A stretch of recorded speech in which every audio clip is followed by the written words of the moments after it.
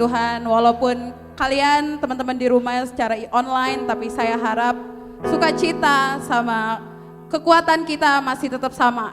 Yuk, saya mau undang teman-teman bangkit berdiri, kita mau sama-sama memuji Tuhan. Haleluya! Sama-sama tepuk tangannya yuk.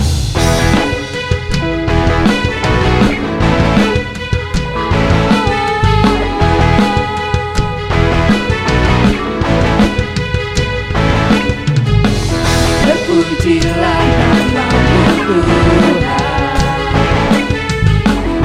kuat dan penuh kemuliaan. Satu hati kami nyatakan, kerajaanmu kekal selamanya. Terpujilah, terpujilah namamu Tuhan, ajaib dan penuh keagungan. satu hati kami mau nyatakan, Satu hati kami nyatakan, kerajaanmu kekal selamanya.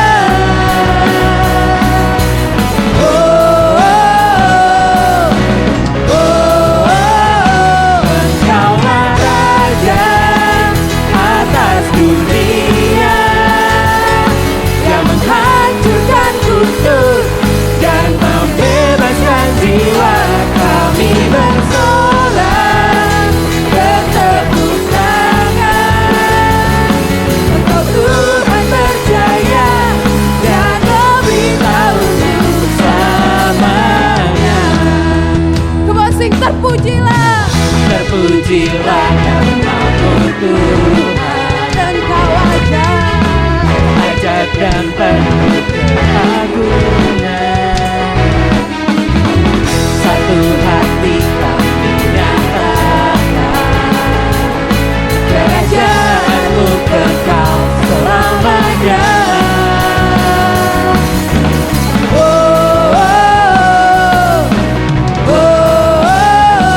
Engkaulah Raja atas dunia, yang menghancurkan kutub dan membebaskan jiwa.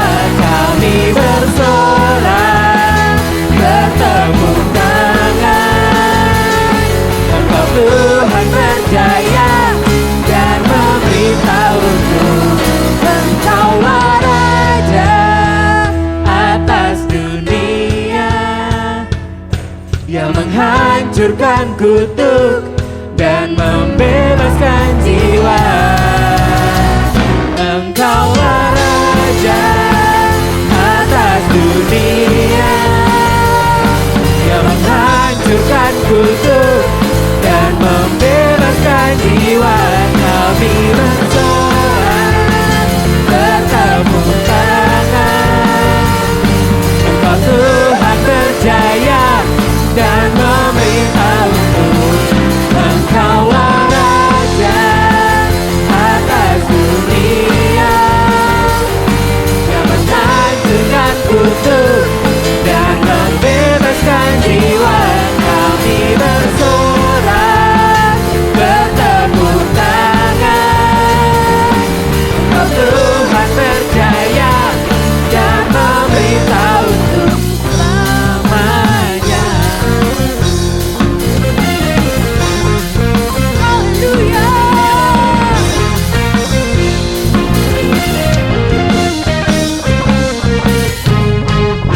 Berikan kemuliaan untuk Tuhan kita.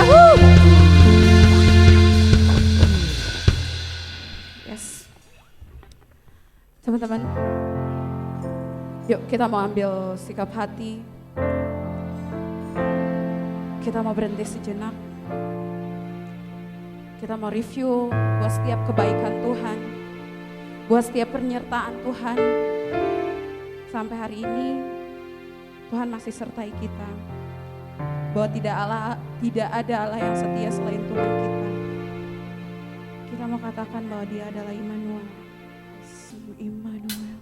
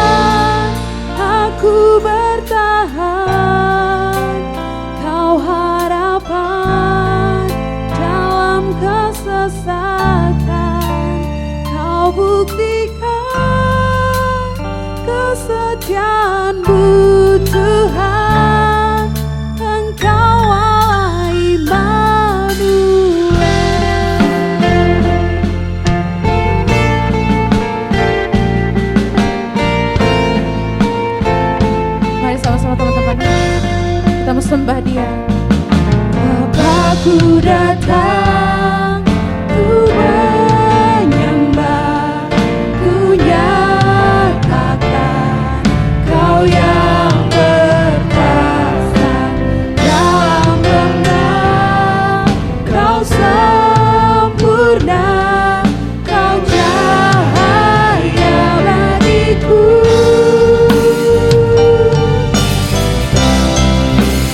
Kau kuatkan aku bertahan, Kau harapan dalam kesesakan, Kau buktikan kesetiaan-Mu Tuhan.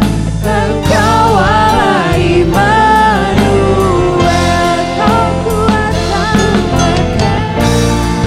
aku bertahan, Kau harapan dalam kesesakan, Kau buktikan kesetiaan-Mu Tuhan.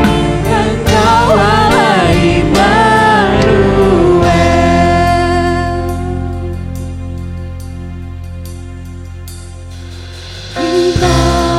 Immanuel, Immanuel, Engkau besertaku. Immanuel, Immanuel, Engkau Allah besertaku. Sing Immanuel.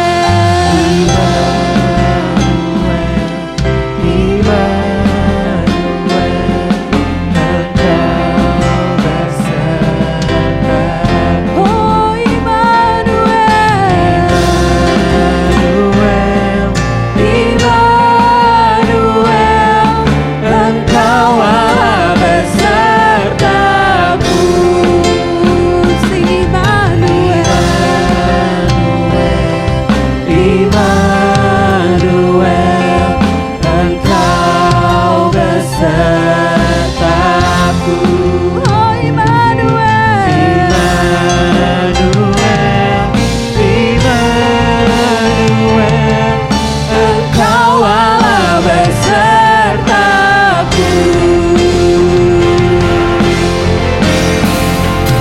Kau kuatkan aku bertahan, Kau harapan dalam kesesakan, Kau buktikan kesetiaan-Mu Tuhan.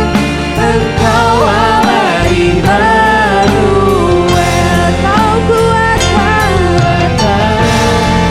aku bertahan, Kau harapan dalam kesesakan, Kau buktikan kesetiaan-Mu Tuhan. Engkau Allah Immanuel, Engkau Allah Immanuel,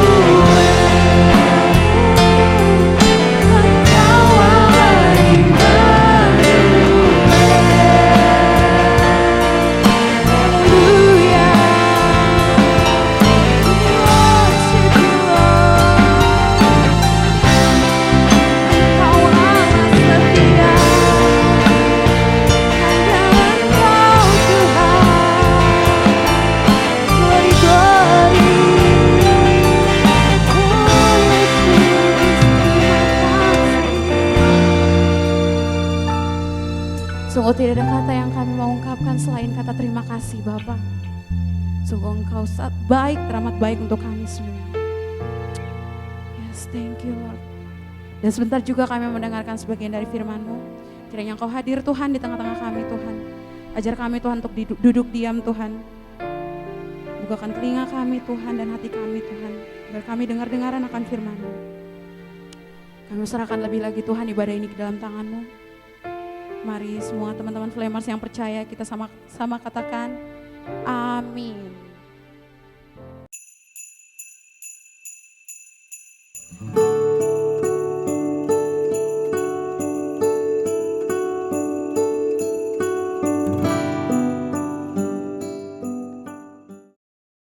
Halo, Shalom. Gimana kabar kalian semua? Oke, sebelum kita mendengarkan firman Tuhan, kita akan berdoa terlebih dahulu. Mari kita berdoa.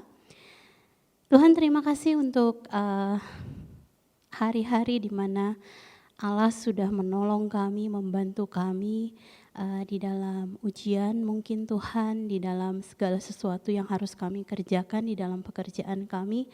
Kami bersyukur, kami berterima kasih karena Allah ada, Allah selalu menolong dan Allah tidak pernah meninggalkan kami.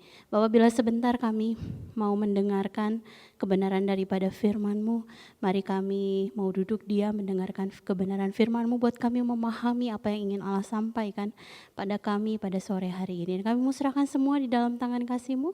Dalam nama-Mu Tuhan Yesus kami berdoa dan bersyukur. Amin. Oke, guys, pernah nggak ya kamu begitu mengharapkan sesuatu? Misalnya saja kamu mengharapkan misalnya handphone baru ya. Kamu mengharapkan laptop yang akan mempermudah kamu di dalam mengerjakan segala sesuatu. Atau mungkin ada harapan di dalam diri kamu pengen pergi traveling ke satu tempat. Ya, mungkin karena kamu suka view-nya, kamu pengen mencoba pergi ke sana dan lain sebagainya, ya.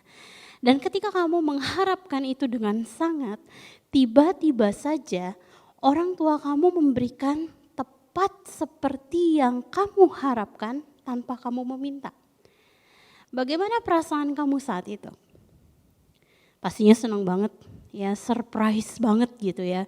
Kayaknya perasaan kamu bahagia, senang, wah mau loncat-loncat, kamu yang ekspresif, kamu kasih ekspresi kamu sebebas-bebasnya, ya, kamu tersenyum, kamu mengucapkan terima kasih sama orang tua kamu dan lain sebagainya.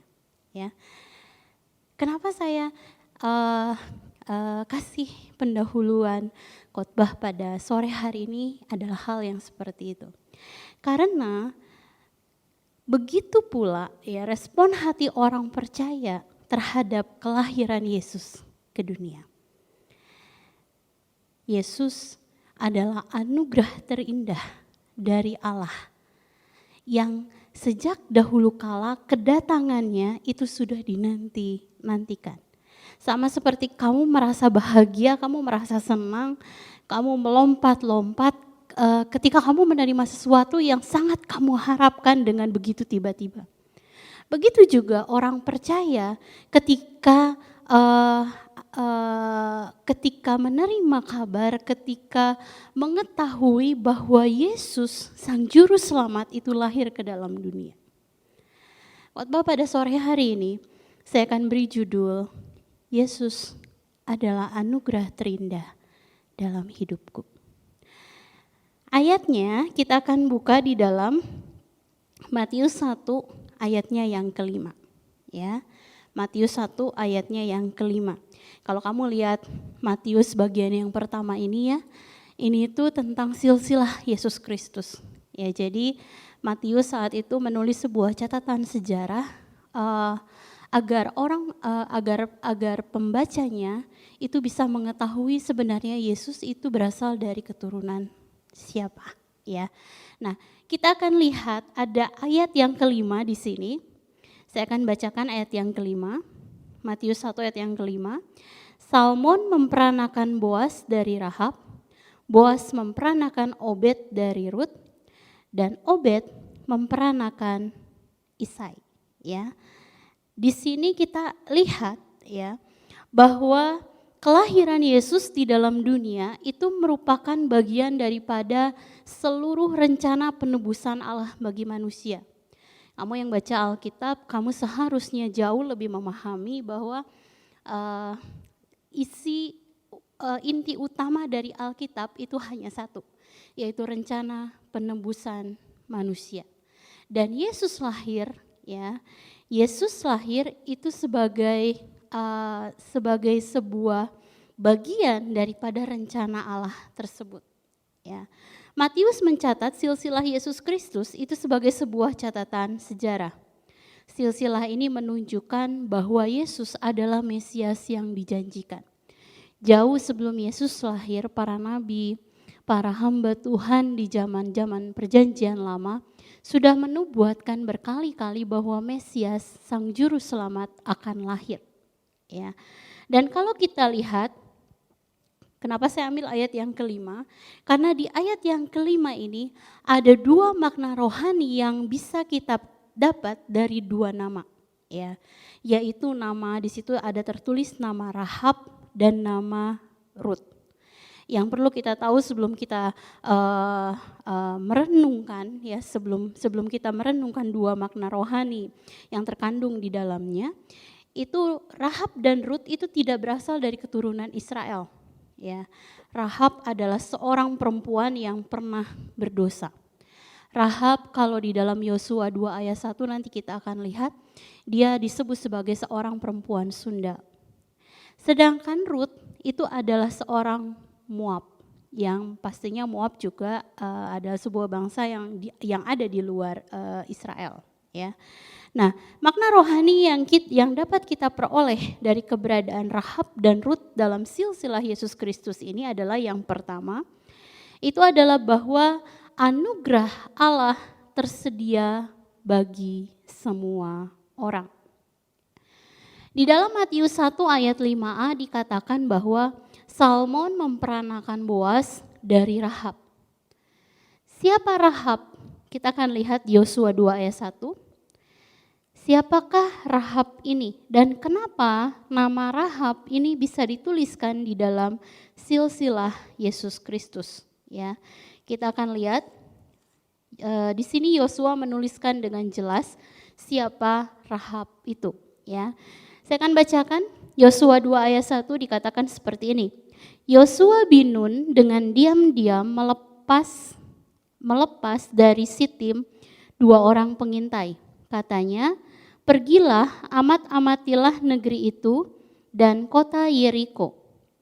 Maka pergilah mereka dan sampailah mereka ke rumah seorang perempuan sundal yang bernama Rahab, lalu tidur di situ. Ya, di sini dengan jelas dikatakan bahwa Rahab bukan seorang perempuan baik-baik. Ya, dia adalah seorang perempuan yang pernah berdosa. Dia adalah seorang yang hidup bahkan pernah hidup di dalam dosa. Ya, sebenarnya dengan menuliskan Rahab di dalam silsilah Yesus Kristus itu sebenarnya dapat menimbulkan sebuah pertanyaan. Mengapa seorang perempuan yang pernah berdosa, yang pernah hidup di dalam dosa dimasukkan dalam silsilah Yesus Kristus? Sebab mungkin saja orang-orang memandang hal ini sebagai sebuah aib atau memandang hal ini sebagai sebuah cela. Yesus Kristus adalah Allah yang menjadi manusia, tetapi mengapa di dalam silsilahnya, silsilah nenek moyangnya terdapat satu nama di mana orang tersebut adalah orang yang pernah berdosa. Mungkin itu bisa mendatangkan cela, itu mungkin bisa mendatangkan rasa makian dari orang-orang yang mengetahui hal tersebut. Ya. Nah, dari sini sebenarnya kita bisa menarik sebuah kesimpulan yang saya sebut dengan sebuah makna rohani yang terkandung di dalam keberadaan Rahab dalam silsilah Yesus Kristus, itu adalah bahwa anugerah keselamatan itu tersedia bagi semua orang. Mengapa harus ada seorang perempuan yang pernah berdosa di dalam silsilah Yesus Kristus? Karena itulah tujuan Allah datang ke dunia. Tuhan datang ke dunia untuk memberikan keselamatan, anugerah itu kepada semua orang. Ya. Di sini kita bisa lihat bahwa Alkitab sama sekali tidak menyembunyikan fakta bahwa Rahab adalah seorang perempuan yang pernah berdosa. Tetapi kita juga harus melihat fakta bahwa Allah tetap memilih Rahab sebagai nenek moyang Yesus Kristus. Ya. Sebab kelahiran Tuhan membawa orang-orang yang paling berdosa dalam hubungan yang paling dekat dengan Tuhan ketika mereka bertobat. Sebelum kita lebih lanjut, apa itu anugerah? Ya, anugerah itu seperti tadi pendahuluan yang saya kasih di awal khotbah.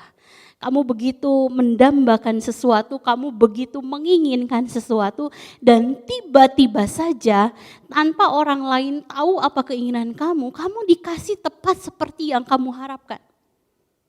Dan kamu tidak perlu melakukan apa-apa untuk memperoleh itu. Itulah anugerah. Anugerah itu adalah sesuatu hadiah yang diberikan kepada seseorang, ya, itu yang dimana orang yang kasihnya itu adalah seorang yang tinggi kedudukannya kepada seorang yang lebih rendah, dan itu diberikan sebagai sebuah bentuk penghargaan. Itu anugerah. Demikian juga kita dengan Allah. Saya dan kamu sebenarnya adalah orang yang sangat tidak layak, ya, untuk menerima anugerah atau ganjaran atau pemberian cuma-cuma dari Allah. Dan anugerah itu adalah Yesus. Guys, saya dan kamu pernah berdosa. Sebelum kita datang sama Allah, sebelum kita menerima Yesus sebagai juru selamat dan meminta Dia untuk masuk ke dalam hati kita juga adalah orang berdosa. Kita adalah orang yang pernah hidup jauh dari Allah. Kalau sekarang kamu di sekolah, dalam tanda kutip kamu dipaksa, ayo tulis refleksi ibadah online. Ayo tulis saat teduh kamu setiap hari, misalnya seperti itu. Atau kamu ketika kamu komsel dengan Koko, dengan Cici yang selalu mengingatkan, kamu minggu ini saat teduh enggak? Kamu minggu ini berdoa enggak? Kamu minggu ini datang enggak sama Tuhan? Ya, kalau kita sekarang hidup seperti itu, dulu sebelum kita menerima Tuhan, kita hidup jauh daripada Allah. Betul. Tetapi ketika kita menerima Tuhan, masuk ke dalam hati kita dan jadi juru selamat kita, saat itu juga Yesus masuk dan membasuh kamu. Semua dosa kamu, semua pelanggaran kamu, semua kesalahan-kesalahan kamu di masa lalu kamu sudah Allah selesaikan. It is finished, selesai.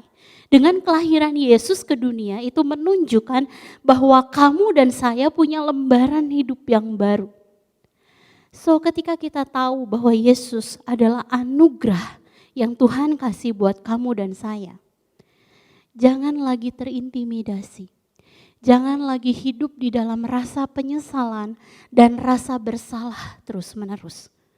Iblis itu selalu menggunakan rasa bersalah di dalam diri seseorang tentang dosa yang dia lakukan. Tetapi ketika kita sudah datang sama Tuhan, Tuhan saya minta ampun sama Engkau. Kemarin saya berbohong Tuhan. Saya sedang diperhadapkan dalam sebuah situasi, saya merasa sangat takut, saya merasa sangat terpojok sampai akhirnya saya mengambil keputusan untuk saya berbohong. Saya minta maaf Tuhan. You know, ketika kamu bilang begitu sama Tuhan, saat itu juga Dia sudah mengampuni kamu. So jangan lagi terintimidasi. Ketika iblis bilang, kamu mah tukang bohong kok. Siapa bilang Tuhan mau maafin kamu? Siapa bilang kamu sekarang sudah ditebus? Dan siapa bilang dosa-dosa kamu itu sudah dihapus? Mungkin iblis menggunakan kalimat-kalimat itu untuk membuat kamu hidup di dalam rasa bersalah, perasaan tidak layak terus-menerus. Tapi saya mau bilang, ketika Allah menganugerahkan Yesus masuk ke dalam dan kamu dan saya mengundang Dia masuk ke dalam hati kita, itu artinya dosa kita sudah diselesaikan. Termasuk saya mau bilang satu kabar baik sama kamu. Bahkan dosa yang kamu gak tahu kamu akan lakukan di masa depan, Tuhan sudah selesaikan di atas kayu salib. Loh, Tuhan tahu dari mana? Tahu, Dia Maha tahu. Dia tahu bahkan apa yang akan kita lakukan, apa yang akan kita katakan di masa depan. Tapi mungkin kamu saat ini tidak berpikir bahwa ke depannya kamu akan melakukan dosa. Tapi saya mau bilang sama kamu, itu pun sudah selesai.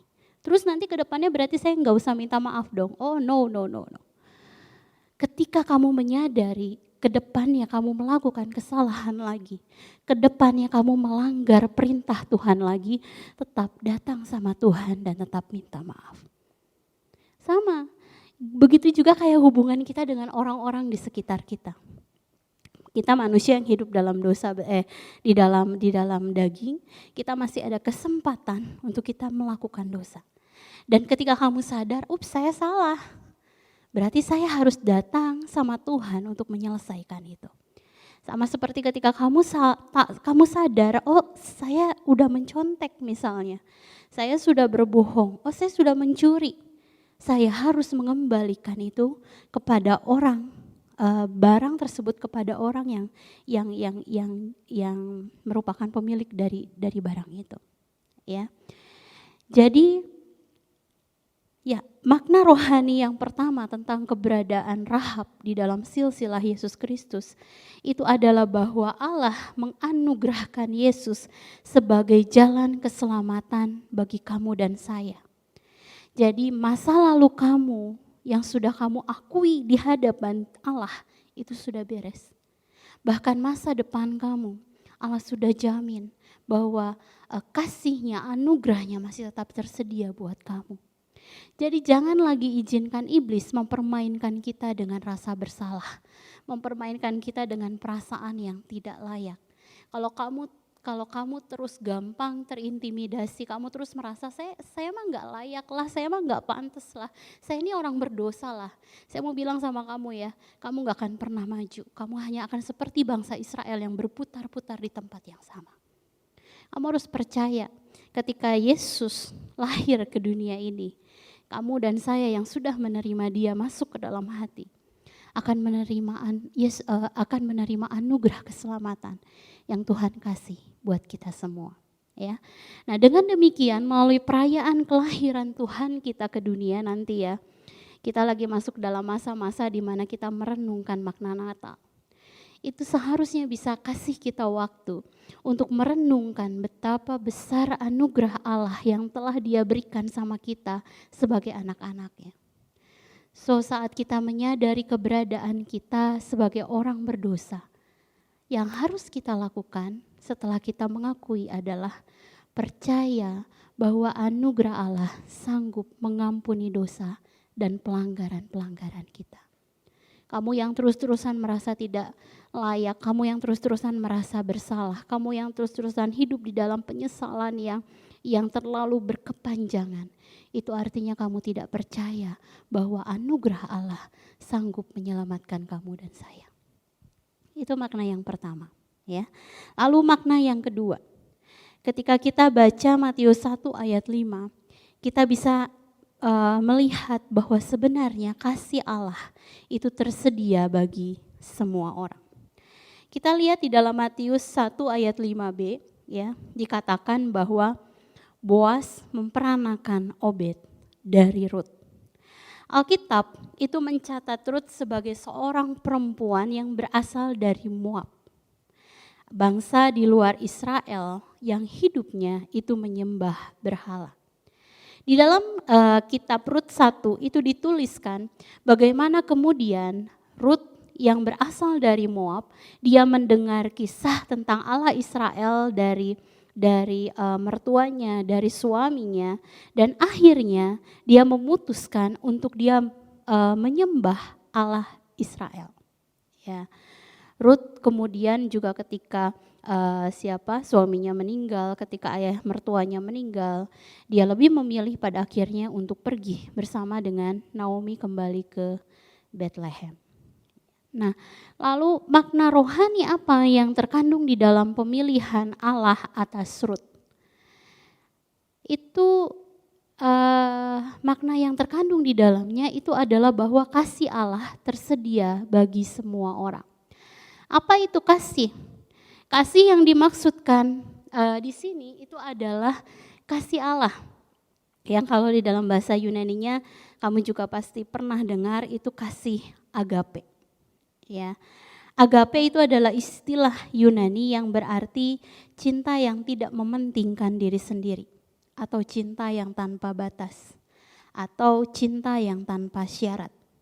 Di dalam tradisi Kristen, agape itu berarti cinta yang bersifat total atau rela berkorban.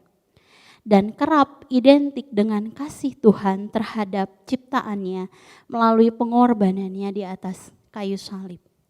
Kelahirannya ke dunia itu merupakan satu tanda awal, merupakan bagian awal dari perjalanan hidup Yesus yang nantinya 30 tahun kemudian setelah dia lahir, dia akan mati, dia akan mengorbankan dirinya dan dia akan menjadi korban penebusan dosa bagi kamu dan saya. Ya. Nah, kasihnya ini sebenarnya tidak terbatas hanya untuk orang-orang tertentu saja.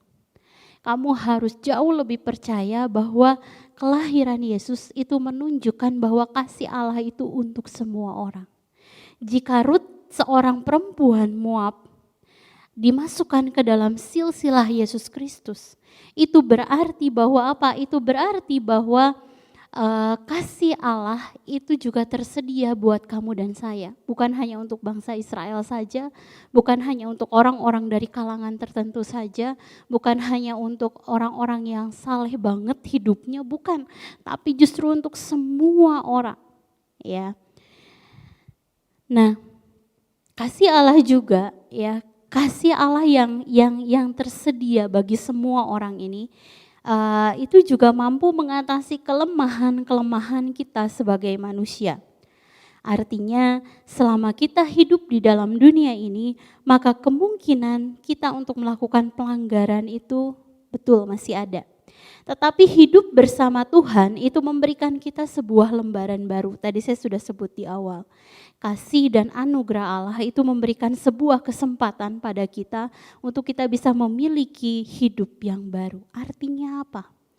Artinya adalah yang pertama, dengan bertobat dan berbalik dari jalan-jalan kita yang jahat, maka Allah akan memulihkan dan memperbaharui seluruh kehidupan kita. Tapi meskipun saya sudah meminta ampun sama Tuhan, tapi saya masih suka melakukan dosa, Tapi saya masih suka begini, tapi saya masih suka begitu. Itu adalah bagian dari diri kamu yang menunjukkan bahwa ya kamu tuh manusia biasa, saya tuh manusia biasa. Yang selama saya masih hidup di dalam dunia, kita masih ada kesempatan untuk melakukan dosa. Tetapi ketika Yesus lahir, ketika Yesus yang lahir itu masuk ke dalam hati kita, itu Yesus langsung bekerja di dalam diri kita untuk memperbaharui kita. Caranya seperti apa? Dulu waktu kamu belum menerima Tuhan, kamu lakuin dosa, lakuin aja. Kamu gak ada rasa bersalah, kamu gak ada rasa dag-digduk gitu ya ketika kamu mau melakukan suatu dosa. Tapi ketika Yesus yang lahir itu masuk ke dalam hati kamu, maka dengan secara otomatis hati nurani kita juga akan menjadi lebih peka. Ketika kamu tahu, mungkin kamu tidak tahu apa yang kamu lakukan itu benar atau salah. Tapi kamu pernah nggak ngerasa kayak di dalam diri kamu tuh kayak, aduh, kayaknya saya nggak harus lakuin itu deh. Atau kamu mendengar satu suara lembut yang berbisik di dalam hati kamu yang berkata, kamu jangan gitu, itu salah. Itu bukan sesuatu yang benar atau sesuatu yang harus kamu lakukan. Kamu pernah nggak seperti itu? Kalau kamu pernah seperti itu, itulah ciri kehidupan baru di dalam Kristus. Itulah manusia baru yang sedang dibangun di dalam diri kamu oleh Allah. Ya. Nah, hati nurani kita menjadi jauh lebih murni ketika kita menerima Yesus masuk ke dalam hati kita. Dan keberadaan Roh Kudus di dalam diri kita ini menunjukkan bahwa Allah mengasihi semua orang tanpa memandang dia berasal dari mana. Ya. Nah, dengan demikian melalui masa-masa merenungkan makna kelahirannya ini, mari kita tanggalkan semua beban dosa. dengan mengetahui bahwa Yesus hadir di dunia untuk menebus semua orang yang berdosa. Seharusnya itu membuat kita bisa berlari kepada kasih Allah, membuat kita bisa terus hidup dan menikmati anugerah-Nya setiap saat. Kamu berharga, saya berharga, kita semua berharga. Kenapa? Karena ada Yesus yang masuk di dalam hati kita. Karena ada Yesus yang tinggal dan sedang memperbaharui seluruh kehidupan kita. Ya. Nah, oleh sebab itu ketika kita menyadari bahwa kasih Allah ada bagi semua orang, saya mendorong kamu untuk terus dekat dengan Allah. Untuk tidak meninggalkan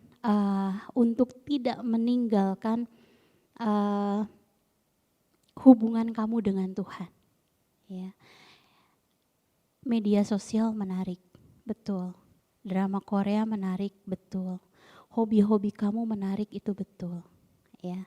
Tetapi hubungan kita dengan Allah itu seharusnya juga bertumbuh dan menjadi sesuatu yang menarik, jauh lebih menarik daripada yang tadi saya sebutkan. Ya.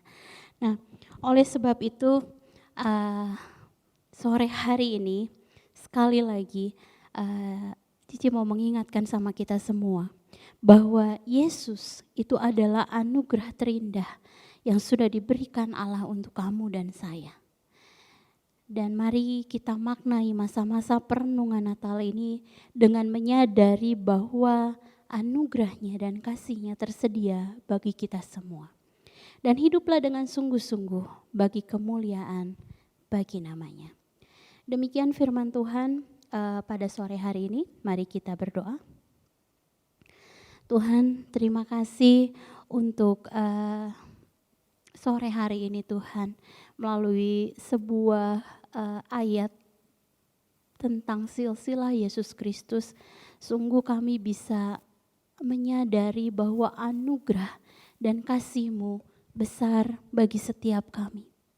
Kami bersyukur karena kami punya Allah seperti Engkau.